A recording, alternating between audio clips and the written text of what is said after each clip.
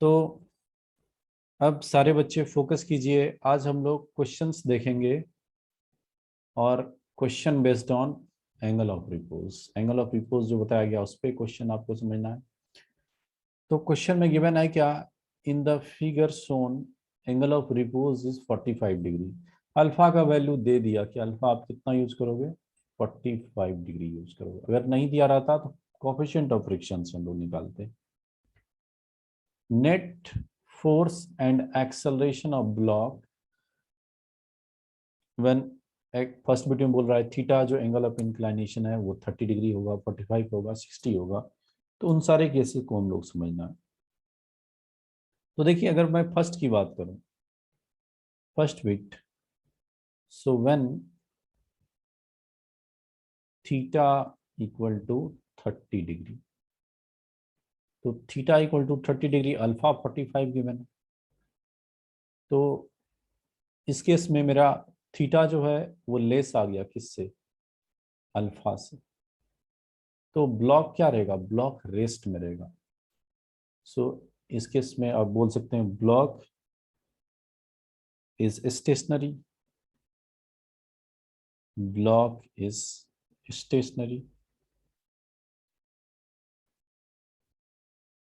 Stationery. अगर block acceleration stationary में होगा, रेस्ट में होगा, मतलब कहने का मतलब एक्सेलरेशन जीरो होगा।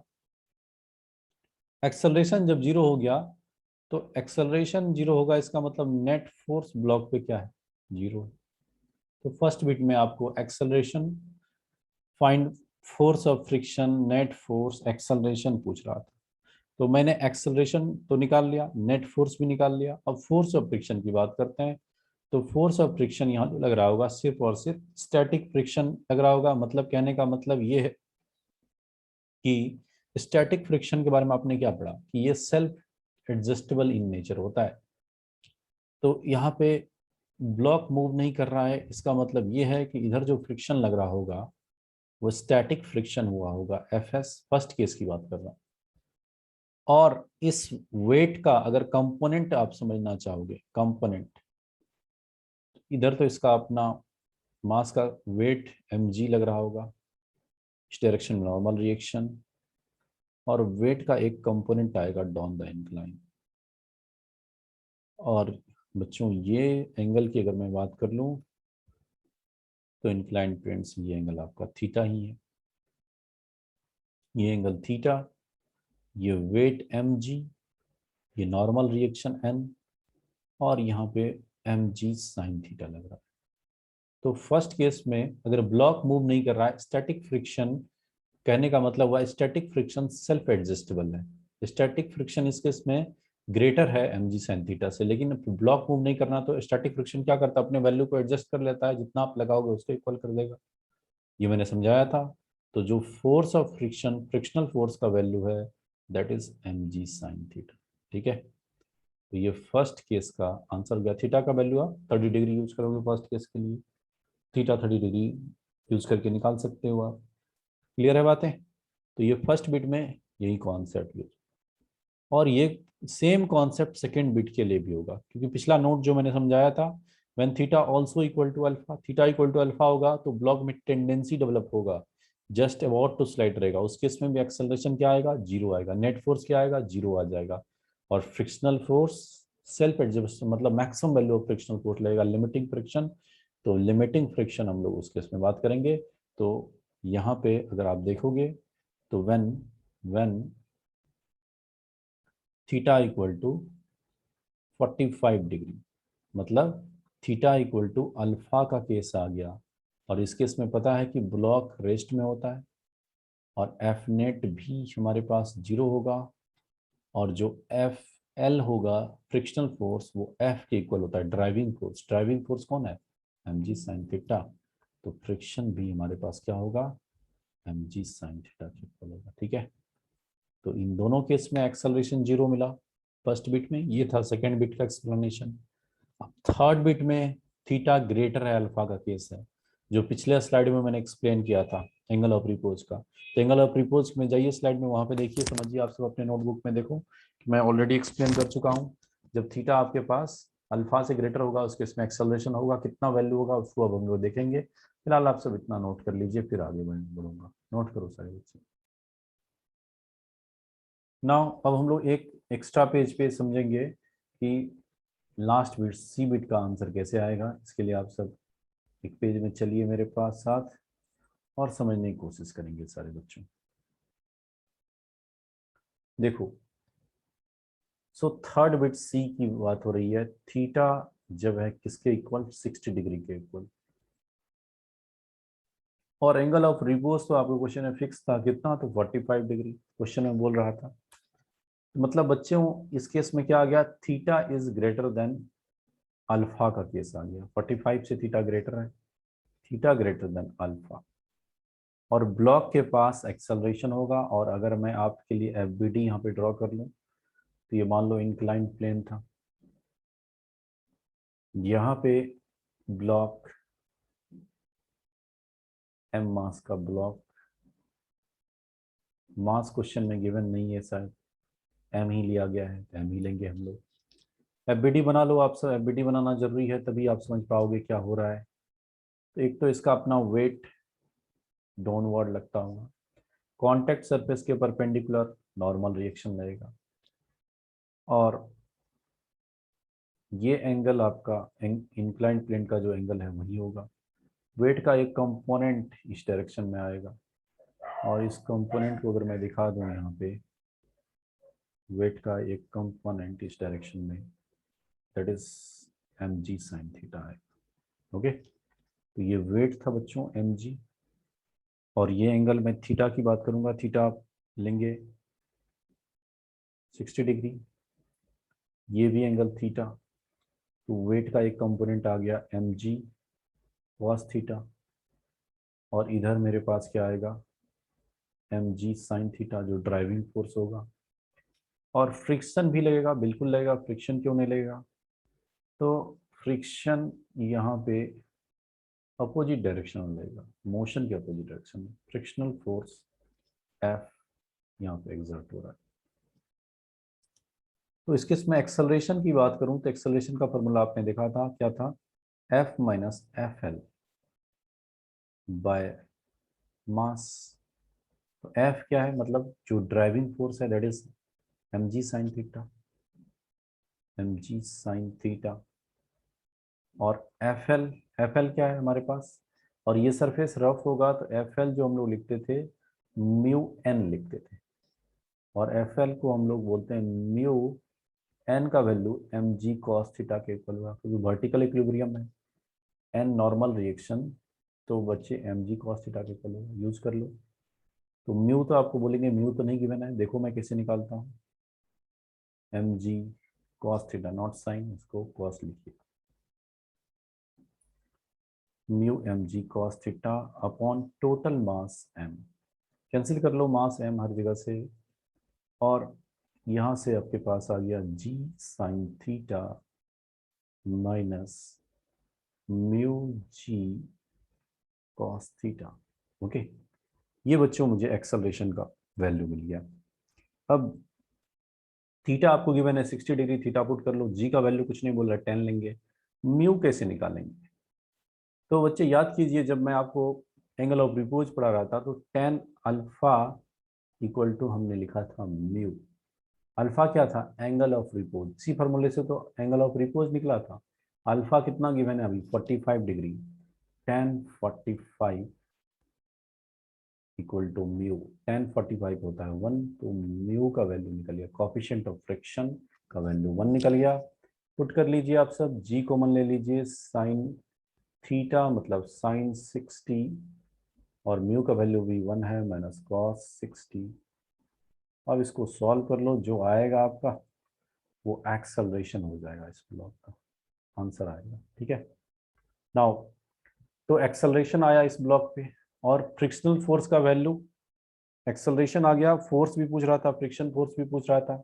तो फ्रिक्शन फोर्स जो यहाँ पे लग रहा है कितना लग रहा है, mu m g cos theta, इससे आप फ्रिक्शन फोर्स निकाल लेंगे, जो आएगा वो फ्रिक्शन फोर्स का वैल्यू होगा। और force applied force equal to mass into acceleration, f equal to m a use कर लीजिएगा। एक्सेलरेशन आप यहाँ से निकालेंगे, दिस इज एक्सेलरेशन, और एम ए यूज करके आप फोर्स निकाल सकते हो। तो यही तीन बातें, एक आंसर आपका ये हुआ, एक आंसर ये हुआ, एक आंसर ये। ठीक है, ये तीन आंसर हो गए आपके इसके। तो नोट कर लीजिए सारे बच्चे, फिर हम लोग आगे बढ़ेंगे। नोट कर लो सब।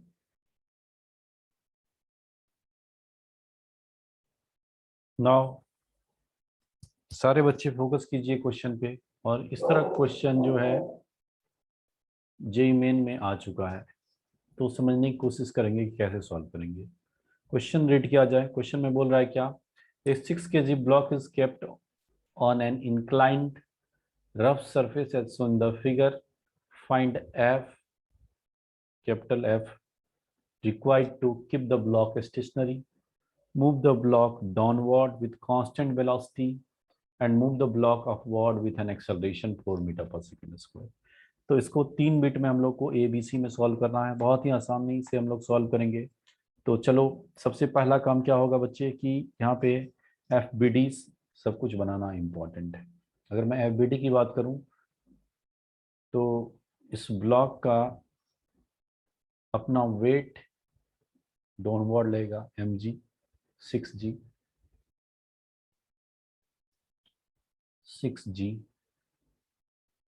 और कांटेक्ट सरफेस के परपेंडिकुलर आपको पता है कि नॉर्मल रिएक्शन आएगा। यहाँ पे इस डायरेक्शन में नॉर्मल रिएक्शन एक्सर्ट करेगा।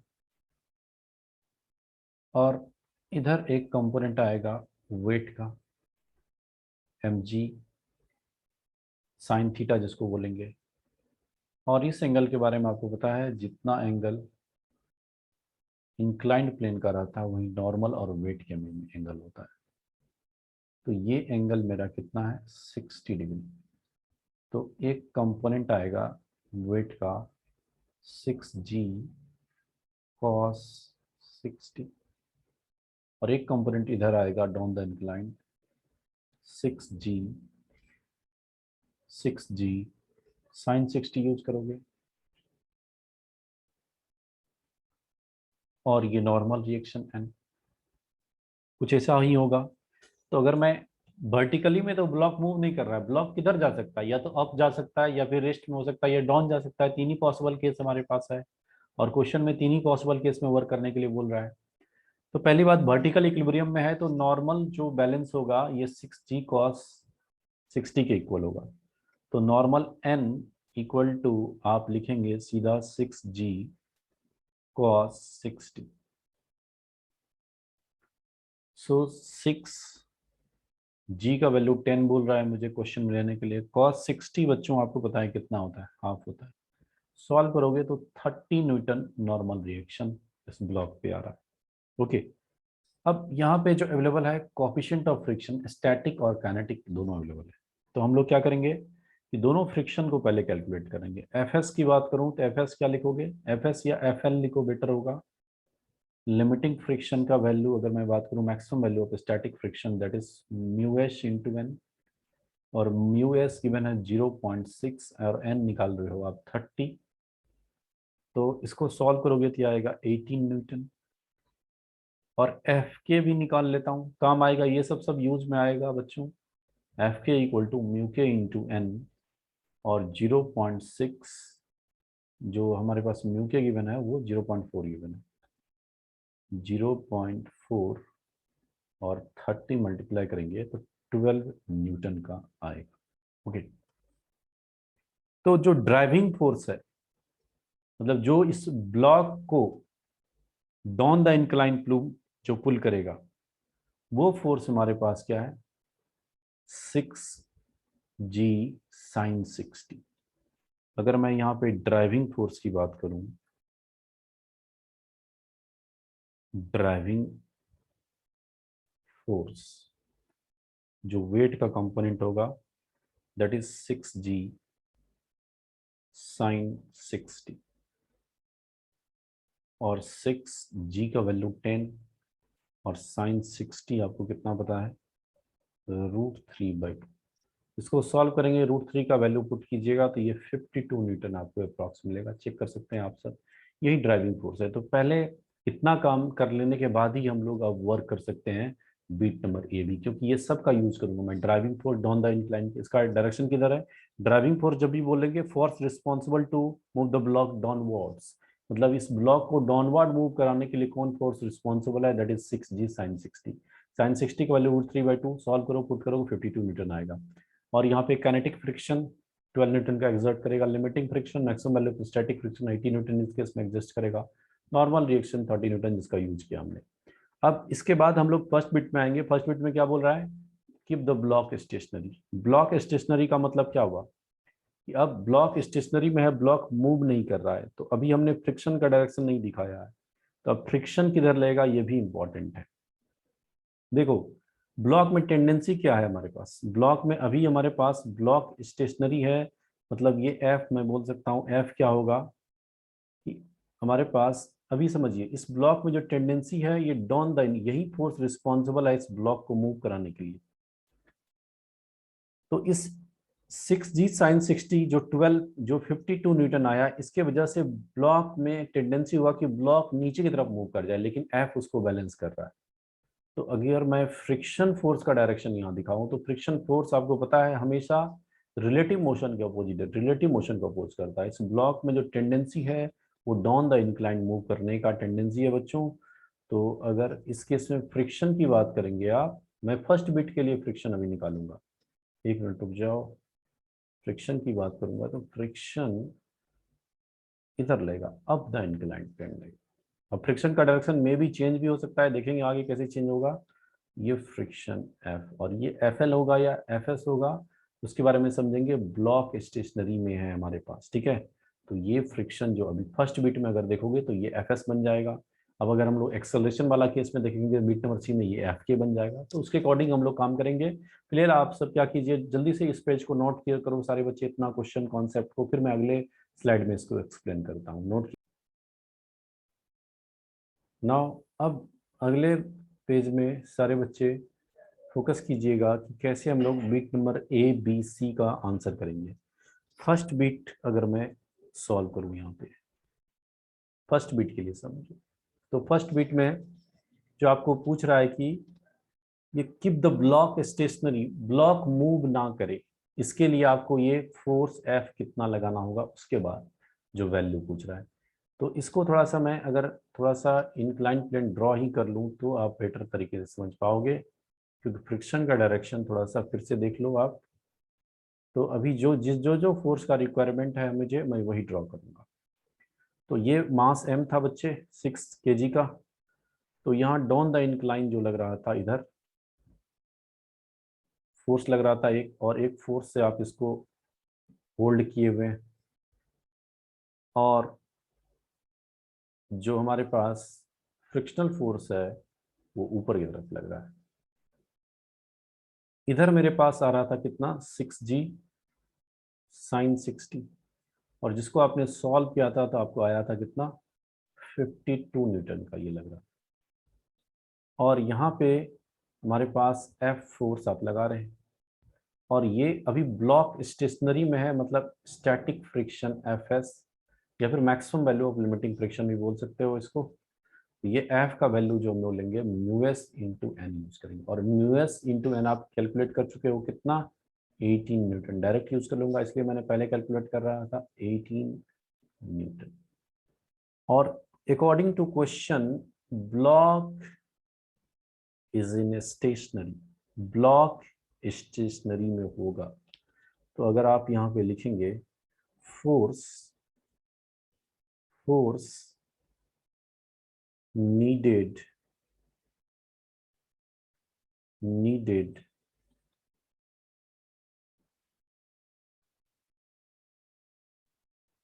needed to keep the block, keep the block stationary, stationary। अगर मैं कैलकुलेट करना चाहूँ, स्टेशनरी का मतलब क्या हुआ, रेस्ट में होगा।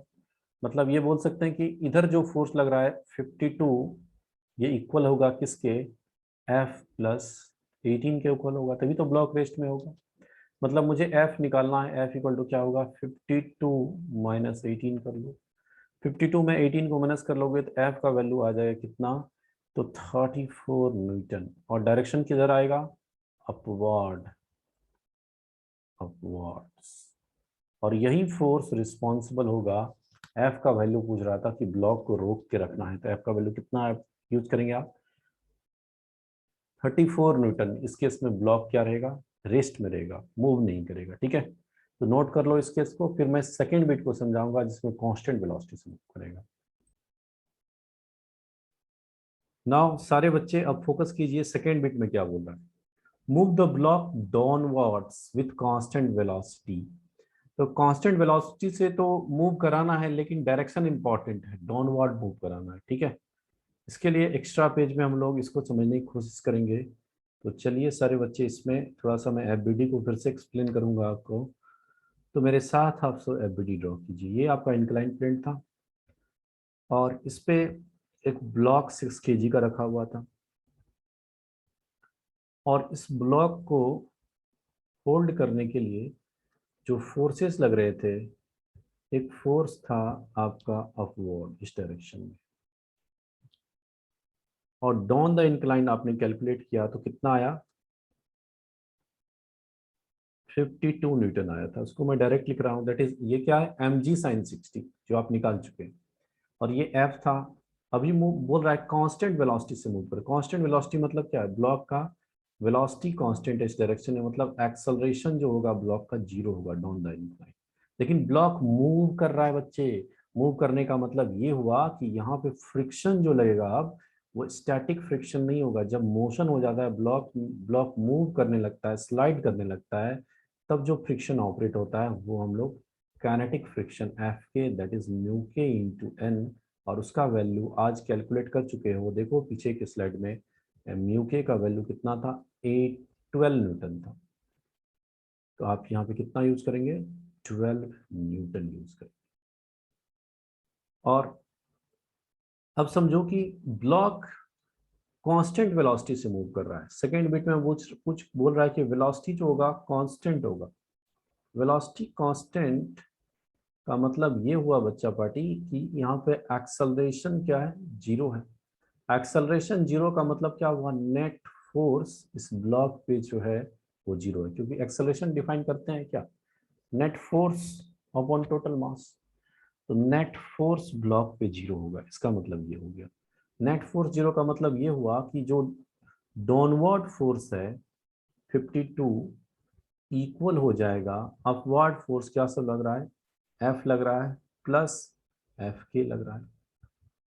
तो 52 इक्वल टू एफ तो मुझे निकालना ही है इस केस में, हर एक केस में एफ निकालना है आपको, और एफ के का वैल्यू आप 12 यूज करेंगे। तो सॉल्व करोगे तो एफ का वैल्यू यहाँ से आपको 40 न्यूटन मिलेगा।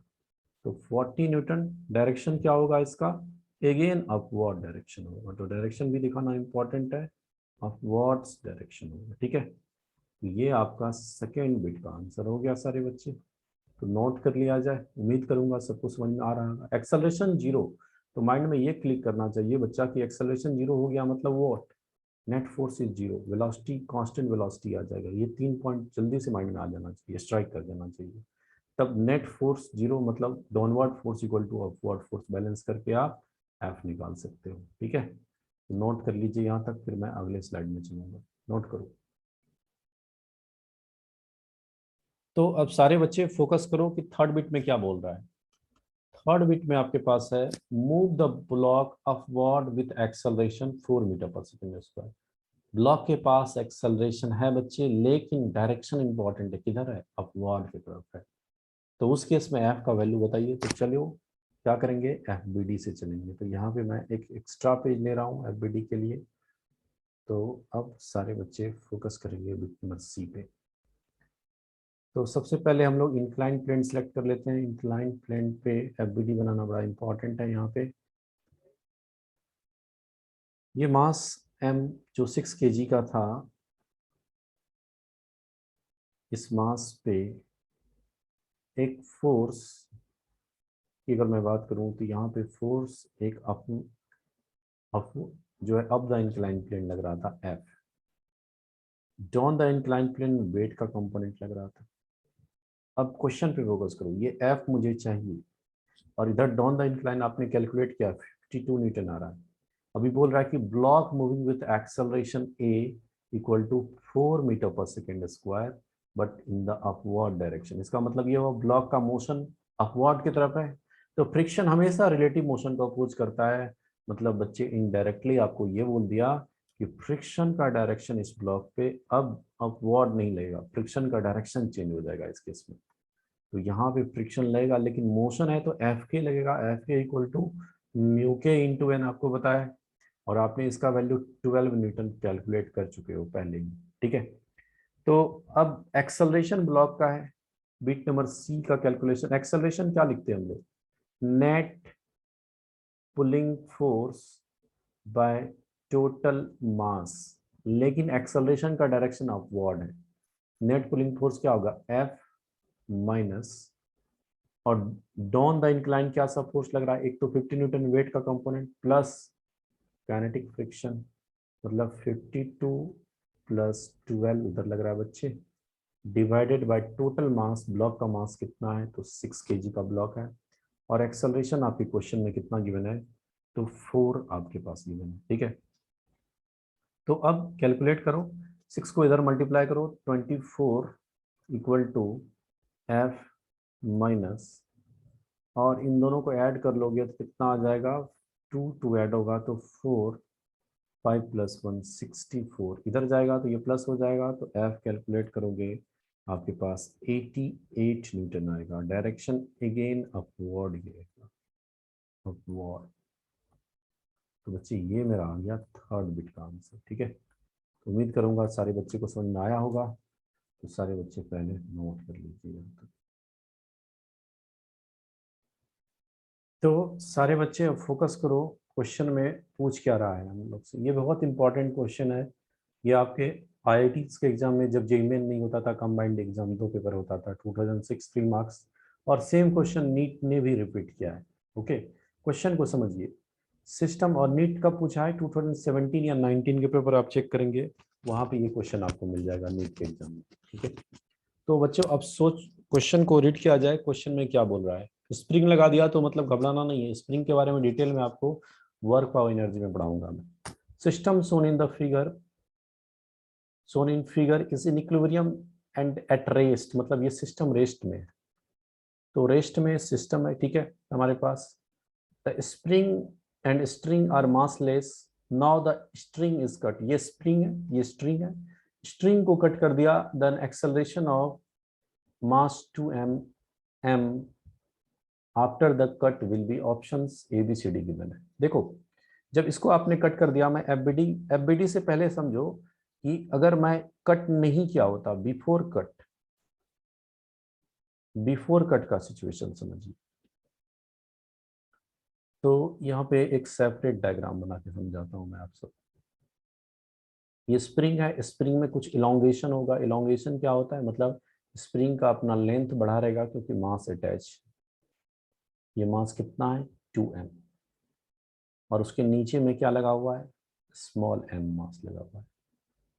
तो बिफोर कट से पहले का सिचुएशन आप सब फोकस कीजिए, जो नेट फोर्स, मतलब रेस्ट में है तो इधर जो नेट फोर्स लग रहा है 2m plus 3m, that is 3mg, मतलब स्प्रिंग में जो इलोंगेशन है, मतलब स्प्रिंग का जो लेंथ, स्ट्रिंग का तो लेंथ बढ़ नहीं सकता, ये जो लगा हुआ ये तो फिक्स है, स्प्रिंग ही, अगर आपके पेन में स्प्रिंग होगा उसको खींचेंगे उसका लेंथ बढ़ेगा, प्रेस करेंगे तो उसका लेंथ घटेगा, मतलब स्प्रिंग का लेंथ जो इलोंगेट हुआ है स्प्रिंग ड्यू टू 3mg हुआ है। नाउ सेकेंड केस समझो कि जब आपने यहाँ पे कट कर दिया है तो क्या सिचुएशन है हमारे पास। तो सिचुएशन ये है कि बच्चे जस्ट आफ्टर द कट का सिचुएशन समझिए, ये 2m हो गया और आपने कट कर दिया तो ये m नीचे की तरफ अब जाने लगा, इसका एक्सेलरेशन a1 मान लो। अब इसको नीचे की तरफ कौन लेके जा रहा है, तो इसका अपना वेट ही नीचे की तरफ लग रहा है, mg लेके जा रहा है। तो एक्सेलरेशन ऑफ स्मॉल m अगर कैलकुलेट करोगे, acceleration of small m that is a1, तो इसका मास mg, मतलब वेट इसका mg, यही रिस्पॉन्सिबल है इसके एक्सेलरेशन के लिए, वेट नहीं होता तो एक्सेलरेशन कहाँ होता? बाय मास करोगे, मतलब acceleration of smaller block mass m का एक्सेलरेशन आ गया g।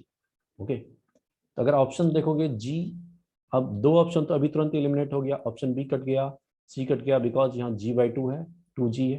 क्वेश्चन में देखिए पहले 2m एंड m पूछा हुआ है, तो g वाला आइदर ऑप्शन पॉसिबल है, ए पॉसिबल है या तो डी पॉसिबल है, ये आपको पता चल गया।